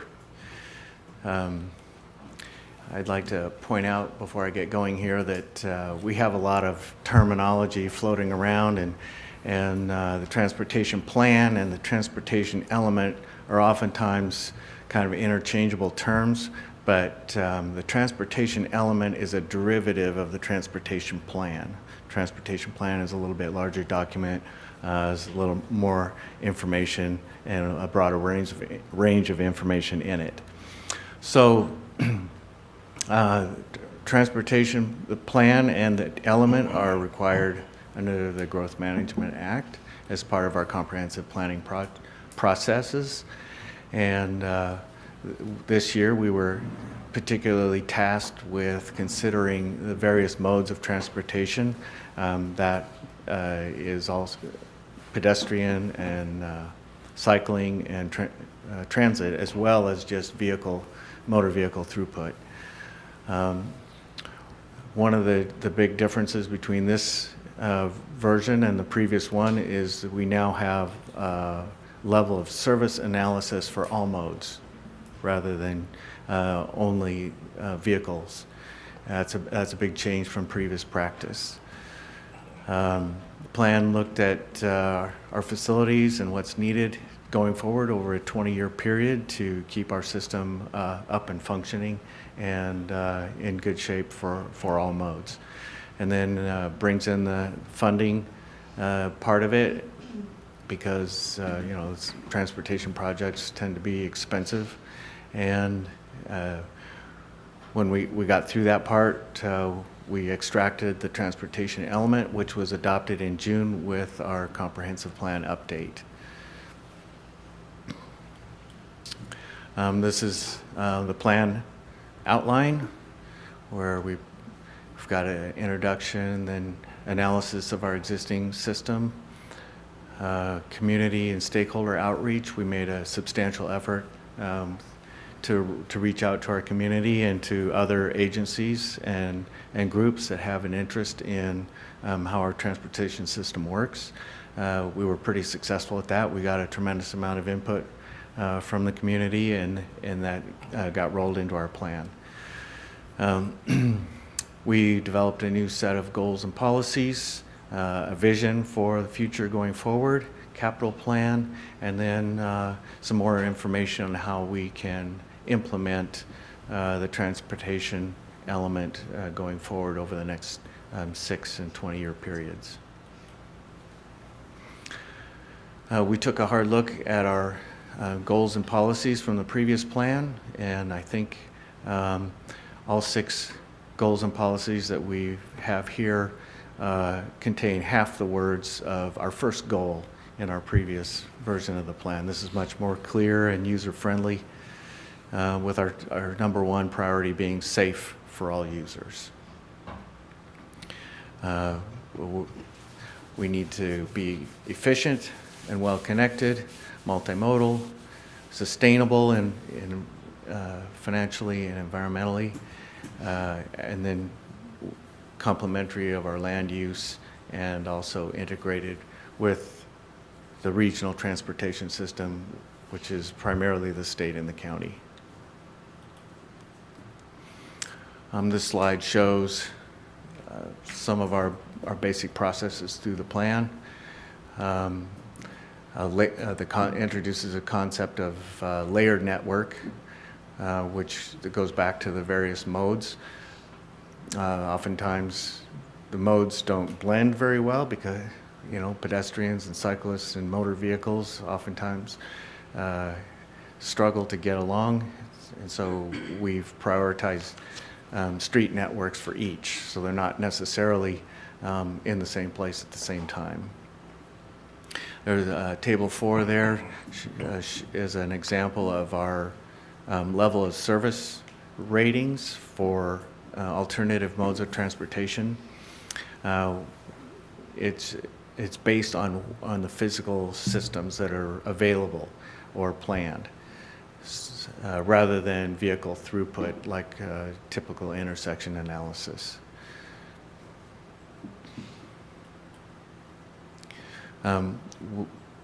The highlight of our community and stakeholder outreach were a pair of open houses.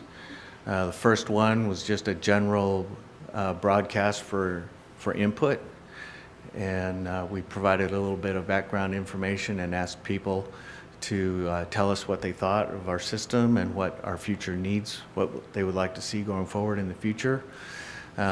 We used that to help shape a project list, melded that input with engineering analysis of our street system and how it's functioning, and then came up with a draft project list, which we presented at our follow-on open house and invited comment on. We also used an online survey. We used a paper face-to-face survey, and we attended various community events soliciting input from people at Driftwood Days and the Farmers Market. This graphic shows some of our challenges going forward, from growth on the base to accidents, congestion in certain areas there with the purple highlight, mode conflicts on Woodby Avenue where both pedestrian and vehicle traffic is very busy.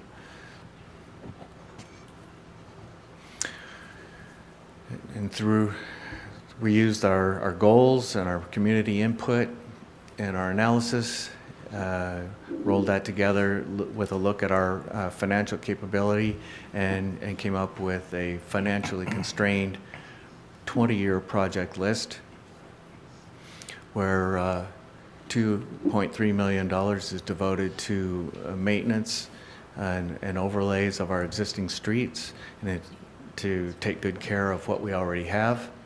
And then a capital improvement to upgrade Northeast 7th Avenue to accommodate all modes.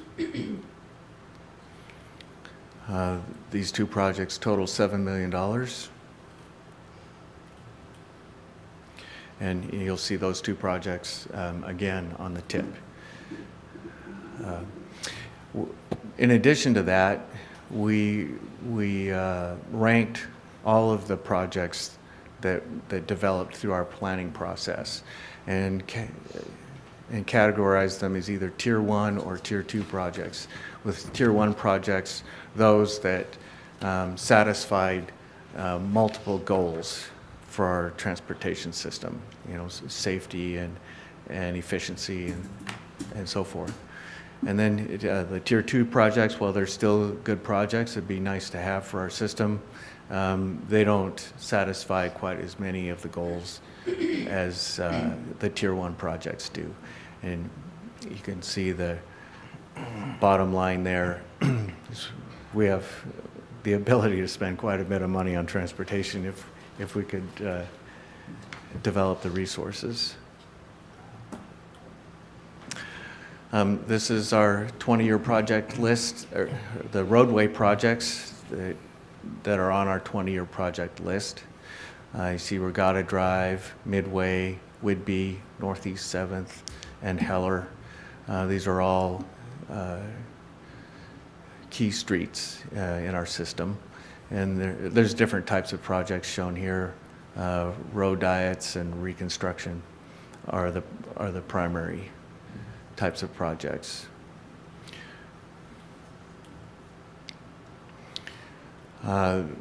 These are our 20-year Tier 1 priority pedestrian projects and their locations. You can see that we've got Crosby Avenue, Lowerland, Fort Nugent, Ely Street, Southeast 4th, Northeast 5th. All these routes were developed through our analysis and through our public exchange, and then evaluated through a design matrix, and these turned out to be our highest priority pedestrian projects. Same thing, same process for the bicycle projects. You can see there's a lot of emphasis on streets with more of a neighborhood character rather than the arterial streets. The yellow lines indicate pavement markings and signage to alert motor vehicle operators to expect bicycles on the road, and to promote the use of those routes by cyclists. And then the green lines are a separate bike lane facility.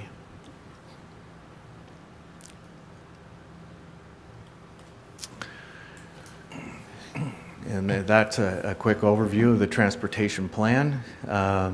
Dennis Lefevre and I teamed up on this to bring it together with our consultant, Fair and Piers. Kendra Breland was the project manager for Fair and Piers. They did an excellent job for us, and it was a pleasure working with them. With that, if there are any questions, I'd be happy to answer them. Thank you, Mr. Peterschmidt. I think first we'll open it to the public, see if the public's got anything. Doesn't look like it. Okay. Opportunity passed. Council.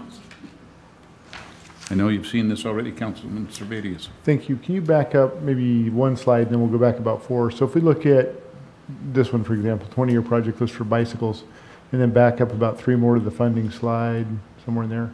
Mm-hmm.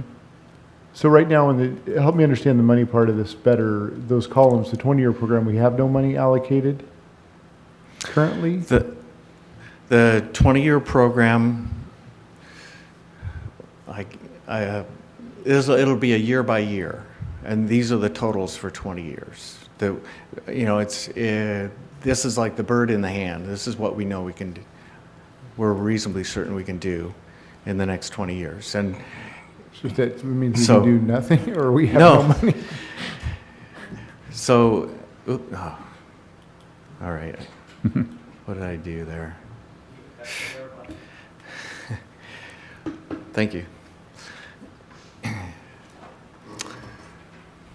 So this shows maintenance and Northeast 7th Avenue under the 20-year column, and a total of $7 million. So those are just, for example, then that's Northeast 7th would be under pavement maintenance, and then something else? Northeast 7th is a reconstruction. That's a capital project where we rebuild the street, widen it, repave it. Okay, I'm just trying to, maybe it's just me, I'm just trying to get a handle on what are the specifically looking at pedestrian and bicycle improvements, what might we see in the near future? And have we identified grant applications. Okay. So we have projects, we just don't have any money. Correct. Okay. And then for tier 1, those are the higher priority projects with still no money necessarily identified, but that's the cost of those projects. That's right.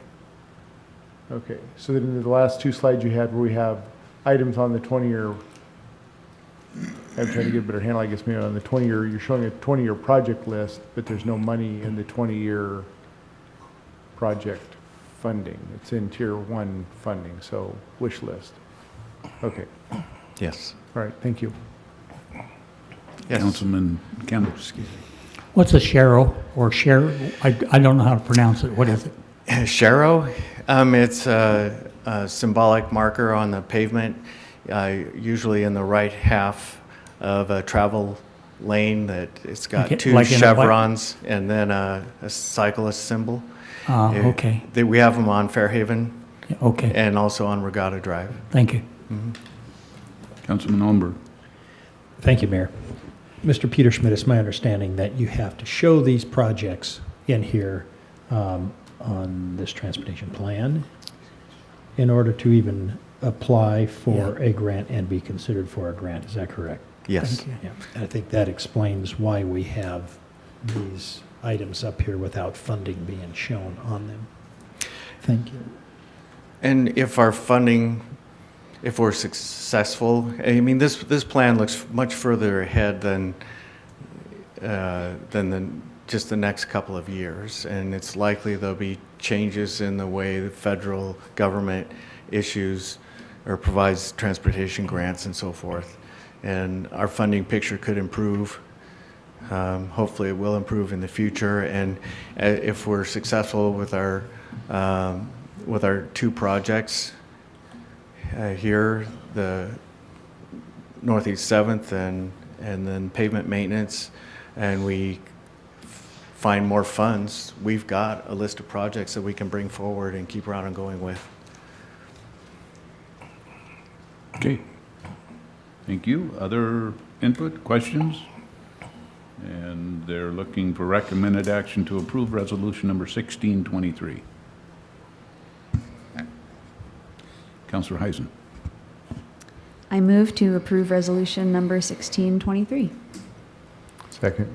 Motion by Councillor Heisen, second by Councillor Servadius to approve resolution number 16-23. All in favor say aye. Aye. Any opposed? Okay, that passes unanimously. Last item of the night is item number 7C, resolution 1624, Transportation Improvement Plan 2017 to 2022. Mr. Peter Schmidt? Thank you, Mr. Again. Mayor. So every year we update our 6-year transportation improvement program. It's a state requirement, and this year the update is 2017 to 2022 Transportation Improvement Program, otherwise known as the TIP. The purpose is bringing it forward here at the council meeting is to hold a public hearing as required by law and adopt the TIP if possible, if approved by council.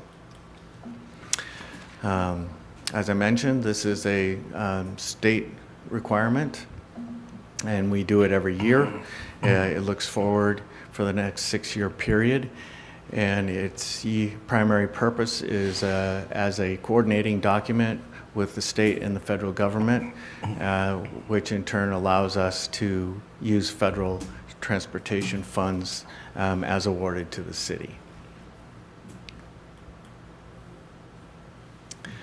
Upon our approval of the TIP, it'll be forwarded to our newly formed Island Transportation Planning Organization, where it'll be incorporated into their version of the TIP and forwarded from there on to the state.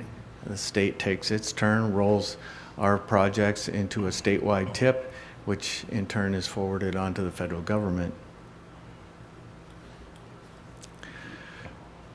Our TIP this year has been reduced from 8 projects to 2 to match up with our recent transportation planning efforts.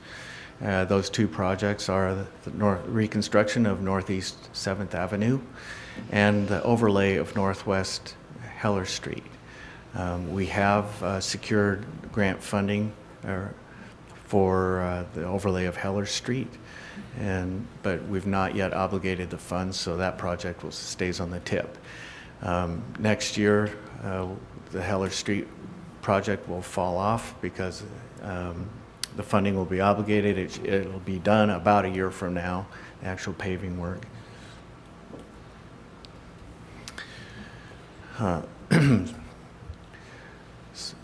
Northeast 7th Avenue, we have it in the TIP listed for design beginning in 2018, and that is an assumption that we're successful in the next round of federal transportation grant applications. We wanted to provide a optimistic but also realistic schedule for this project. We'll be requesting as much funding for that as we can get from both the federal surface transportation funds, also the State Transportation Improvement Board grant funds. The city will have to provide a local match of approximately 13 or 15%, depending on which grant sources we get. And the current estimate for the cost of the project totals $4.7 million. It will require that we purchase some right-of-way, not an extensive amount, and that if everything falls into place, we could be looking at construction in the year 2020.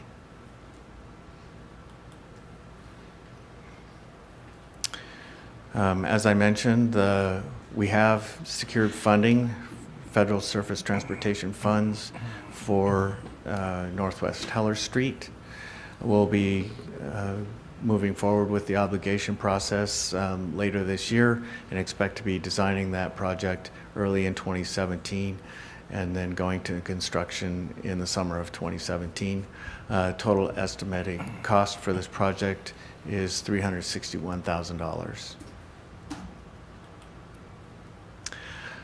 There is no direct cost to the city for developing the TIP and moving it forward. So tonight, it's recommended that the council conduct a public hearing on the TIP, and it's recommended that the council adopt Resolution 1624 approving it. With that, I'd be happy to answer any questions. Thank you, Mr. Peterschmidt. We'll open up that public hearing, have another rousing public hearing. Anybody in the public? No, doesn't look like it. Okay. Back to the council. Questions? Mayor Pro Tem? Thank you, Mr. Mayor. This was presented in our workshop on July 27, and I'm glad that the improvement on Northeast Avenue is back on the Transportation Improvement Program. It was in the TIP program many years ago, and I'm sure that other people that's using that road, especially students going back and forth to the North Whitby Middle School, will be happy to hear this. It's back on the tip. Now the work begins in looking for and securing funds to make this a reality. Thank you, Mr. Peterschmidt. You're welcome. Other observations, questions? Yes, Councilman Allenberg. Thank you, Mayor. I would like to make a motion to adopt Resolution 16-24. Second. Got a motion by Councilman Allenberg and a second by Councilman Campbell to adopt, for the adoption of Resolution 16-24. All in favor, say aye. Aye. Any opposed? Passes unanimously. Thank you, Mr. Peterschmidt. Thank you. Go out and pave some roads. Okay, anybody, yes, Councilman Servadius. I would move to adjourn. Second. Motion to adjourn. And in 2 seconds, all in favor? I heard the other day that Aye. Mattel had a heart attack and he was in the hospital for a minute. Let's Has adjourn. anybody heard anything? Yeah, he's back home. Is it? Skip the talk. I saw him yesterday. Yeah, I'm sorry. I thought we were adjourned. We are adjourned.